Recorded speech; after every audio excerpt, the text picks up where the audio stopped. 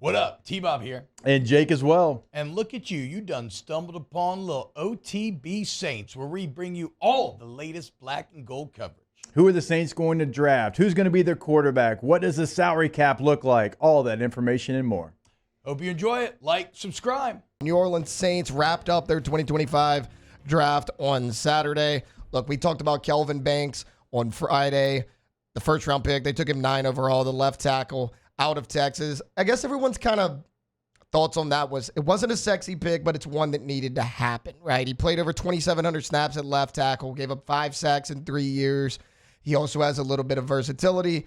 That helps you a lot with Taliesin Fuaga, right? When Fuaga came in, you knew he could play left tackle, right tackle. He could play guard if you needed, which is good because you need help everywhere on the offensive line. Really, you got 2 tackles and you got a center. I still think you need help at guard, but they went a long way into shoring up that Saints offensive line. Moose, the talk of today is obviously going to center around the Saints' second-round draft pick, where they took Tyler Shough, 40 overall. This is one where people have a lot of mixed feelings about. Look, he was a late riser this year. Every year in the draft, there is a quarterback or any other position that teams fall in love with. He rises up draft boards. Tyler Shough was that guy this year. He was productive his final season in college. Now, he had multiple injuries, but 2 of them were a broken collarbone on a non-throwing shoulder. He's bounced back from that. He's 26 years old, and a lot of people have cautioned on that. But my thought is, look, if this is a guy that you think could be your potential franchise quarterback for the next 10 years, that puts him at only 36 years old. Like, I don't really care about age as much with quarterbacks as I do other positions. Can he start right away is the thing that everybody's looking at. What were your thoughts on the pick of Tyler Shough? I mean, I liked it. I think we all expected him to take a quarterback, in this draft. And look, you mentioned late riser, and you're right. There are always. It's easy to kind of see why he was one. I mean, the size stands out. 6'5", 220. 6'5", 220. He's got a massive arm. The thing that's going to be interesting with him, though, is while, yes, he's very productive, the decision-making, he kind of knows he has a massive arm and tries to show that off sometimes. So that's going to be something that, but, the Saints have to work with. But you can coach that. Like, you can coach better decision-making. I would trust a guy like Kellen Moore to do that. What I'm really interested in, though, Taylor, is if they do believe he is their franchise quarterback. I'm not sold on that yet. I like the pick. I like the player. The injuries concern me more than the age. But I think when you combine both of them, that's where it can kind of become the overall concern for him. This is a guy who's, especially going into an organization like the Saints, who the last 2 years have just been a mash unit. But so that part does bother me, and I think when you combine them, it becomes a much bigger concern. But as far as on the field, everything's there that you want from arm strength, and he's got a little bit of athleticism in there as well for a big guy. So, I mean, I like the pick. I don't know if they believe he's their franchise quarterback.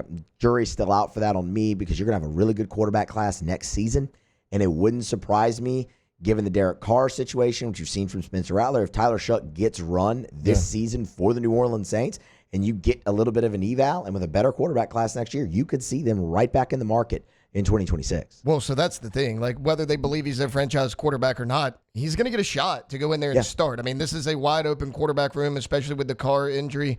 A few things that people have kind of pointed out about Tyler Shough. They're like, okay, well, Louisville lost a bunch of games they shouldn't have. Not really. I mean, 3 of the 4 games they lost were to ranked teams, 2 of them playoff teams, SMU and Clemson.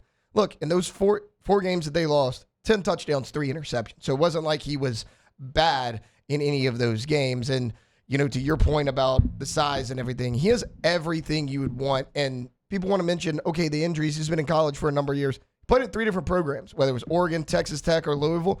He's going to have to learn an offense here quickly in New Orleans. He played in a lot of different offenses in college. I imagine that's something that's actually going to help him. So, look, we'll see with Tyler Shough. That's obviously going to be a point of conversation on this station right here all day long. As far as the draft as a whole, before we go to break, we do have to get to Ross Jackson at 7:30. Maybe favorite pick, best value pick in the draft. Where do you kind of sit on that? Man, I love the Danny Stutson pick. Yeah. I really, really do. First of all, you talk about a guy, veteran, who's played a lot of football, like a lot of experience. Guy started 13 games in 2022, 12 in 2023, 12 more again in 2024. So he's very durable as well. Not just the experience, but very durable. 3 straight 100 tackle seasons, an All-American, can run sideline to sideline. He's just a football player. He's a football player. He's a football guy is who Danny Stutzman is. And I love bringing him in. He can learn behind Demario Davis. for a minute or two, and really, I think he can push for playing time as well in the rotation with the Saints linebackers. That feels like when you think value, Danny Stutzman kind of screams value to me later in the draft. So I mean, just a man, if a guy's got a motor and he can go out there and make tackles and he's not afraid to make tackles, he can play for me any day of the week, and that's Danny Stutzman. Well, I mean, he's also 6'4", 235 pounds. Yeah, that doesn't hurt. That's not going to hurt. Well, and also, look, we talk about, okay, well, Demario Davis is getting up there in age. Yeah, but he's still a really productive player. Danny Stutzman has a chance to learn right next to a guy like a Demario Davis who has been that consummate professional. He can kind of teach him the way, and Stutzman can take over that spot as soon as Demario Davis decides that he's hanging it up. I love the Stutzman pick as well. The one for me, though, is going to be Devin Neal, the running back you took in round 6 out of Kansas. You and I were talking about this the other day in the hallway of how deep the running back class was in this 2025 NFL draft, and I think you saw that. A lot of running backs went off the board. Look, he started 12 games last year, almost 1,300 yards, 16 touchdowns. But here's the thing. The all-time leading rusher at Kansas in rushing yards, rushing touchdowns, and career 100-yard games. He was phenomenal. 3 straight 1,000-yard seasons. That's the first time that was done in program history. Against everyone's favorite team, the Colorado Buffaloes, he had 207 yards and 3 touchdowns. I mean, he was good whenever they needed it. This was a team that had a lot of talent, but Jalen Daniels got injured a lot. They had to rely on that running game, and Devin Neal stepped up time and time again. Look, whether it's Devin Neal, Danny Stutzman, Jonas Sanker, the safety out of Virginia, like that one too. Solid pick. Vernon Broughton, you and I were talking about him, the D lineman out of Texas, 6'5", 315 pounds, right there in the middle. We've obviously talked about Tyler Shough. I mean, there's a lot to go around. What I like about this class is it wasn't necessarily a flashy one, but you, outside of wide receiver, you fit every one of your needs. You had so many needs, and you pretty much drafted a player at every one of those positions of need. Wow, just amazing black and gold takes right there, Jake. I don't think I've ever heard any takes that are better than the two guys that just gave you that take. And you can keep getting them by going ahead and liking, subscribing, ringing the bell to get notifications when we post. Have a great day. We'll see you on the next OTB Saints.